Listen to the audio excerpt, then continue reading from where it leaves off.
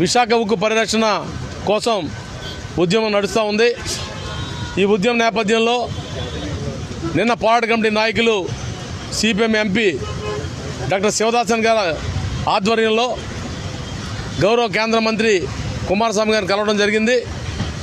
వారికి పోరాట కమిటీ నాయకులు మీరు రా మెటీరియల్ సమకూర్చండి, కొంత వర్కింగ్ క్యాపిటల్ సమకూర్చండి, పూర్తి స్థాయిలో ఉత్పత్తి ఇస్తాం, మీకు ట్యాక్సులు కడతాం, లాభాలు తీసుకొస్తామని చెప్పేసి తెలియజేయగా కుమారస్వామి గారు మాట్లాడుతూ విశాఖపట్నం స్టీల్ ప్లాంటు అత్యంత ఆధునికమైన టెక్నాలజీ కలిగిన స్టీల్ ప్లాంటు, మంచి లేఅవుట్లో ఉన్నది, యంగ్ వర్క్ ఫోర్స్ అనేది బ్రహ్మాండంగా పనిచేస్తూ ఉన్నారు.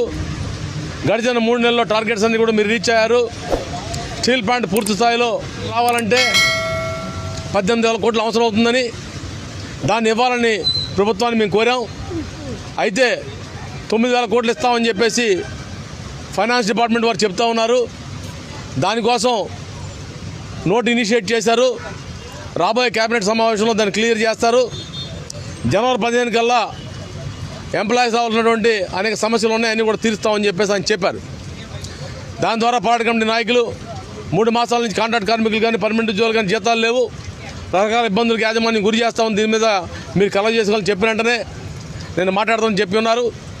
తద్వారా గతంలో 2 దఫాలుగా 1640 కోట్లు రూపాయలు రాష్ట్ర ప్రభుత్వం తాలూకా ప్రయత్నంతో వచ్చినాయి. ఆ వచ్చిన డబ్బులు అనేవి నీళ్ళ కరిగిపోతూ ఉన్నాయి. అలా కాకుండా స్టీల్ ప్లాంట్ని శాశ్వతంగా గట్టెక్కించాలంటే సేల్లో విలీనం చేయాలా, సొంత గనులు కేటాయించాలా. స్టీల్ ప్లాంట్ భూములు 20,000 ఎకరాల భూముల్ని కూడా రాష్ట్రపతి గారి పేరు మీద ఉన్న వాటిని ఆర్ఎల్ పేరు మీద తర్జుమా చేసినట్టయితే ఈ ఇబ్బందుల నుంచి బయటపడడానికి అవకాశం ఉందని చెప్పేసి దీనిలో ప్రధానంగా రాష్ట్ర ప్రభుత్వం చేసే కృషిని మరింత పెంచి దీన్ని కంక్లూడ్ చేసే విధంగా ఉండాలని చెప్పేసి మేము రిక్వెస్ట్ చేస్తూ ఉన్నాం.